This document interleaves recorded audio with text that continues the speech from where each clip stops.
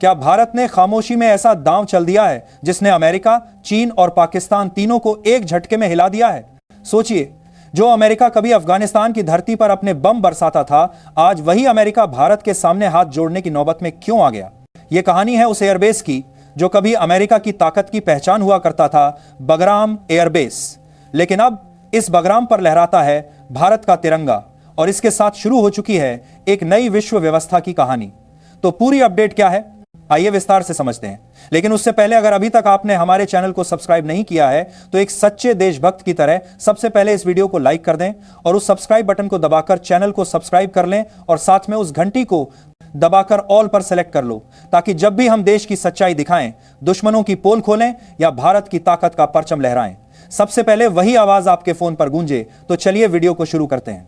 अफगानिस्तान का बगराम एयरबेस वो जगह जहां कभी अमेरिकी फाइटर जेट्स दिन रात उड़ान भरते थे, जहां से पूरी मध्य एशिया पर अमेरिका अपनी पकड़ बनाए रखता था।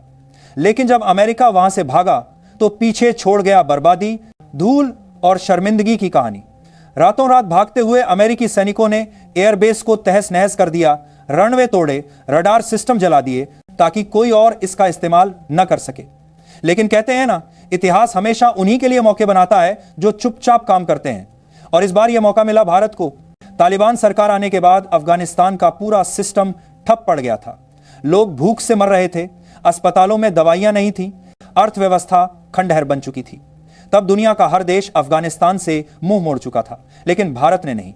भारत ने अनाज भेजा, दवाइयां भेजी, स्कूलों में किताबें भेजी और यह संदेश दिया, हम अफगानिस्तान के साथ हैं। और यही विश्वास भारत के पक्ष में काम आया।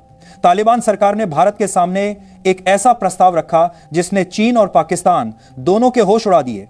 उन्होंने भारत को बगराम एयरबेस संभालने का न्योता दिया। यह कोई साधारण प्रस्ताव नहीं था। बगराम का मतलब है रणनीतिक शक्ति का केंद्र।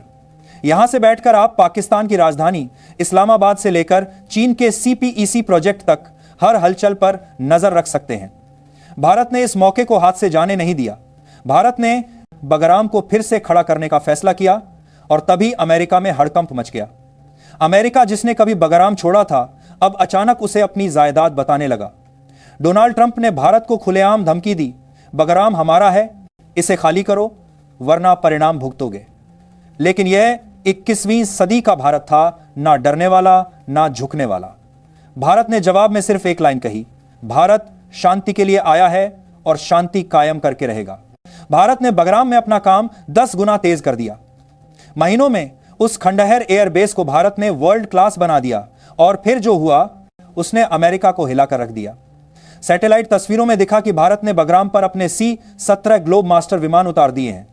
यही नहीं, भारत ने वहां तैनात किया दुनिया का सबसे घातक एयर डिफेंस सिस्टम S-400, जो किसी भी जेट को मीलों दूर से पकड़ सकता है।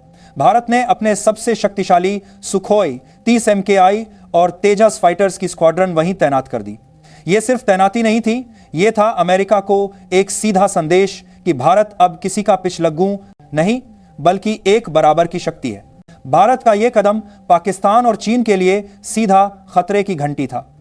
पाकिस्तान के लिए डर यह था कि भारत अब उसके पश्चिमी सिर पर आ बैठा है, यानी अब इस्लामाबाद और रावलपिंडी भारत के लड़ाकू विमानों की सीधी रेंज में है। वहीं चीन के लिए बगराम एक और मुसीबत था, क्योंकि यह ठीक उसके महत्वाकांक्षी CPEC कॉरिडोर के ऊपर आता है। मतलब भारत अब चीन के अरबों डॉलर के प्रोजेक्ट पर 24 घंटे नजर रख सकता है। अमेरिका को यह सब नागवार गुजरा। ट्रंप को लगा कि भारत उनकी धमकियों से झुक जाएगा। लेकिन जब भारत ने S-400 तैनात किया और बगराम पर ऑपरेशन विकास शुरू किया तो वॉशिंगटन DC में भूचाल आ गया। पेंटागन में मीटिंग्स बुलाई गईं और फिर ट्रंप ने वह फैसला लिया जिसने अमेरिका की इज्जत को मिट्टी में मिला दिया। सूत्रों के मुताबिक ट्रंप ने गुप्त आदेश जारी किया, कुछ स्टील्थ फाइटर जेट्स जो रडार से गायब रहते हैं को बगराम की ओर भेजा जाए ताकि भारत को डराया जा सके। यह अमेरिका का अहंकार था, लेकिन उन्हें अंदाजा नहीं था कि बगराम में अब नया भारत बैठा है। जैसे ही अमेरिकी फाइटर जेट्स अफगान सीमा में दाखिल हुए, भारत के S-400 रडार सिस्टम ने उन्हें पकड़ लिया।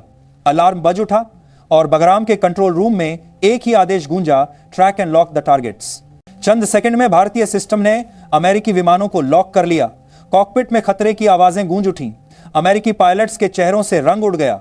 वो सोच रहे थे कि उनके अदृश्य जेट्स को कोई पकड़ ही नहीं सकता, लेकिन भारत ने उन्हें मीलों दूर से पकड़ लिया था। उनकी स्क्रीन पर लाल लाइटें चमकने लगी। Missile lock confirmed. ट्रंप को खबर मिली तो उनका चेहरा पीला पड़ गया। मजबूर होकर उन्हें आदेश देना पड़ा, रिटर्न इमीडिएटली। और अमेरिका के वो अदृश्य जेट्स बगराम के आसमान से ऐसे भागे जैसे कभी आए ही ना हो। उस रात व्हाइट हाउस और पेंटागन दोनों में सन्नाटा था। ट्रंप अपने जनरलों पर फट पड़े, भारत के पास वो टेक्नोलॉजी कैसे है जो हमारे रडार पकड़ नहीं पा रहे। अमेरिका की सबसे बड़ी सैन्य ताकत आज भारत के सामने बेबस थी। यह सिर्फ सैन्य जीत नहीं थी, यह एक कूटनीतिक चमत्कार था। अगले ही दिन भारत ने संयुक्त राष्ट्र उनमें अमेरिका की करतूत का पूरा सबूत पेश किया। भारत ने साफ कहा, आपके फाइटर जेट्स ने अफगानिस्तान की संप्रभु सीमा का उल्लंघन किया है। रूस ने भारत का समर्थन किया, फ्रांस ने भारत की तारीफ की और अमेरिका अकेला रह गया। यूएन में उसकी बोलती बंद हो गई। ट्रंप की ताकत का गुब्बारा वहीं फूट गया। दूसरी तरफ चीन और पाकिस्तान की हालत और भी खराब थी। उन्होंने सोचा कि बगराम से भारत को हटाने के लिए आतंकियों के जरिए हमला करवाया जाए। उन्होंने अफगानिस्तान के कुछ पुराने भाड़े के लड़ाकों को पैसे और हथियार दिए ताकि भारत के खिलाफ हमला करवा सकें। लेकिन भारत की खुफिया एजेंसी रॉ पहले से सब जान चुकी थी। सारे सबूत भारत ने तालिबान सरकार को दे दिए।